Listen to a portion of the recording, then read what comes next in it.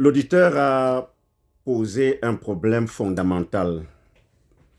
Et nous, les Noirs, on a apporté une réponse là-dessus et très longtemps. D'ailleurs, ça fait l'objet d'une campagne que j'ai menée.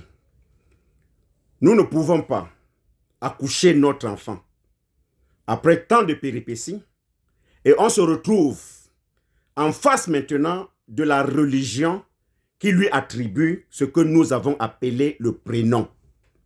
Nous disons c'est un danger pour nos enfants. Et nous remarquons que le plan est un plan machiavélique pour détruire la race noire. Et nous n'allons pas fermer nos gueules sans dénoncer cette injustice totémique. Le nom est un porteur de vibration. Le nom est un porteur de fréquence. Le nom vibre avec la conscience cosmique de l'univers. Le nom vibre avec la conscience héréditaire de la famille.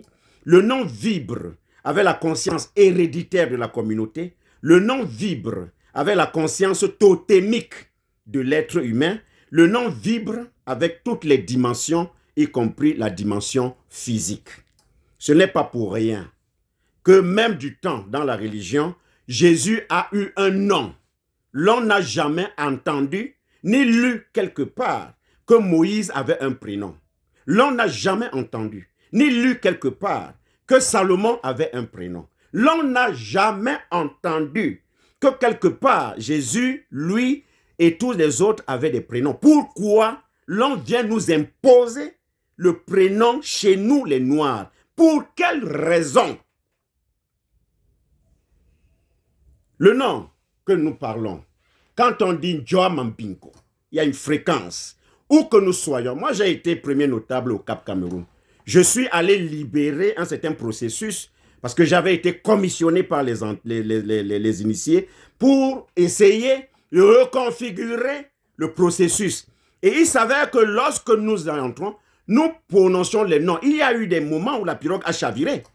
Nous avons demandé à chacun d'appeler son nom. Lorsque mon père est un initié, il est un soignant, tout le monde le connaît, un grand initié, un guérisseur. Le nom de mon papa ici, c'est Mambingwado, c'est-à-dire Adamou Korombo. Ça, c'est son nom de magie. Il arrivait des moments où nous allions au cimetière et lorsque nous disions celui-ci s'appelle Makwamba Nadej, il n'y avait aucune vibration. Il n'y avait même pas un seul élément qui se soulevait. Mais quand on disait Makwambama Eteki, immédiatement, les choses changent.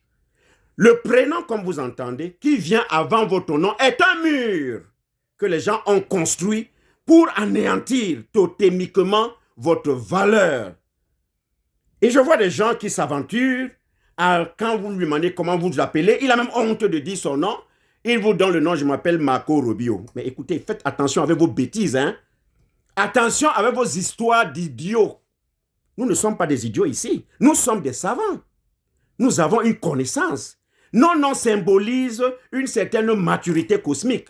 C'est-à-dire que lorsque la femme va accoucher, la famille constate que le mari n'est pas là. Il est un chasseur et il n'est pas encore revenu. On dit Maboa Majombi. Maboa Mekoulé. Et Yoto. Dalela Djongele. Pourquoi vous pensez que lorsque j'arrive à Banjul, par exemple, à Banjul, lorsque un enfant naît, le jour du marché, il a un nom particulier.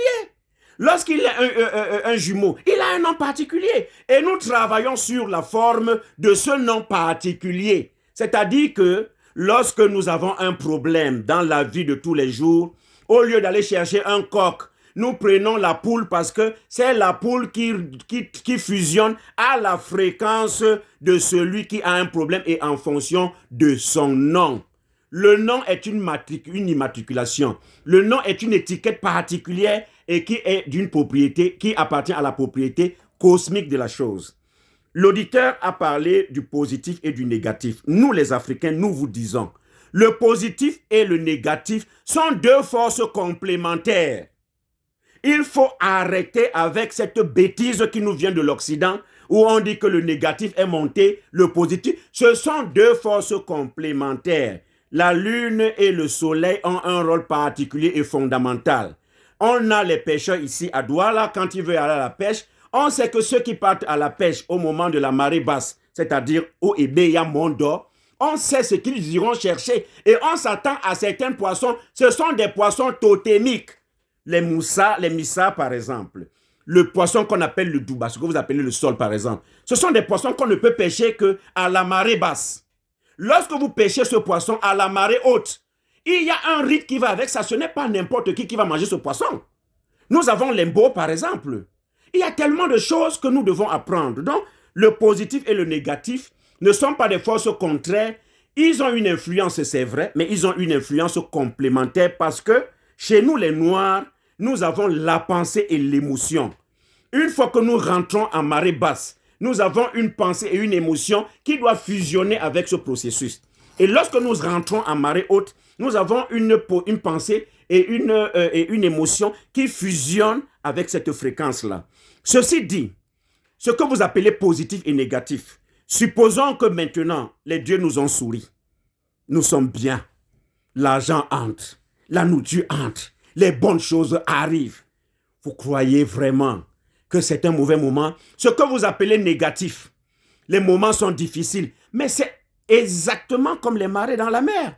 Nous devons redescendre pour remonter, c'est de ça qu'il est fait. Chaque corps, chaque être humain a la fusion de ces deux éléments en lui.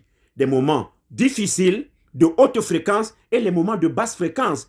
Jamais, il n'y a jamais eu dans ce monde le positif et le négatif qui s'affrontent et qui doivent devenir des adversaires au point de nous ruiner notre carrière mentale. Non.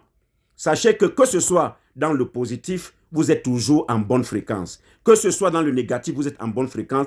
Vous êtes le maître de votre vie et vous faites le choix qui vous convient selon les événements et selon les circonstances. Merci beaucoup. Que ce soit